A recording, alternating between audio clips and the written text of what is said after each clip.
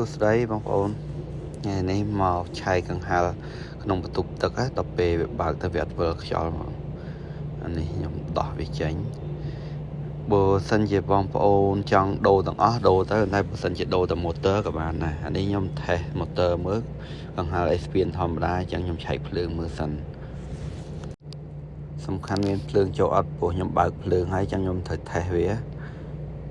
បើសិនជាអត់ភ្លើងអានឹងមកពីកុងតាក់ឬមកពីស្អីមួយព្រោះថាយើងថេស្តទៅមានភ្លើងហើយចឹងមានន័យថាម៉ូទ័រហ្នឹងហើយអានឹងមានតែ2ហ្នឹងហើយបងប្អូន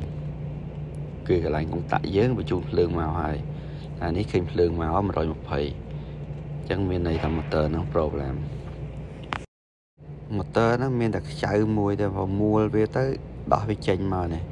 ហើយក៏វាមាន part replacement ផងវាហ្នឹងវាស្រួលទេព្រោះយើងនិយាយពីយើងដឹងម៉ាកវាម៉ាកស្អីម៉ាកអីហ្នឹងទៅហើយយើងដឹង store វាមាន2 store Home Depot low ហ្នឹងមានតែ2ហ្នឹងបងប្អូនបើសិនជាអាហ្នឹងវាតម្រូវនឹង Home Depot បើយើងទៅ low រត់បានអត់ត្រូវគ្នាទេអញ្ចឹងបើអានេះវាត្រូវជាមួយផង Home Depot ដល់ពេលអញ្ចឹងខ្ញុំទៅរកនៅ Home Depot ត្រូវយកមកគ្រាន់តែយកអាចាស់ចេញដាក់ថ្មីចូលដោតដុយហើយអានេះហើយចឹងខ្ញុំដោតទៅដុយហើយខ្ញុំថេស្តវាសាទៅរួចអានឹងដុយទៅផុតព្រោះដាក់ស្ទះវាទៅខ្លាចវាទៅឥឡូវខ្ញុំបើកភ្លើងវាថេស្តឃើញបងប្អូនវិលហើយតែប្រហែលជាមើលអត់ឃើញទេនៅខាងក្នុងជ្រៅហើយដាក់ស្ទះ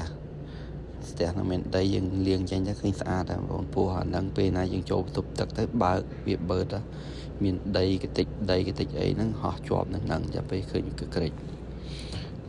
ហ្នឹងហើយបើសិនជាបងប្អូនខូចម៉ូទ័រខូចអីចង់ដូរទាំងអស់ដូរអីដូរវាស៊ីពេលយូរបងប្អូនដូរតែម៉ូទ័រអញ្ចឹងវាលឿនពោះអាហ្នឹងវាដើរដោយសារតែម៉ូទ័រឯងបងប្អូន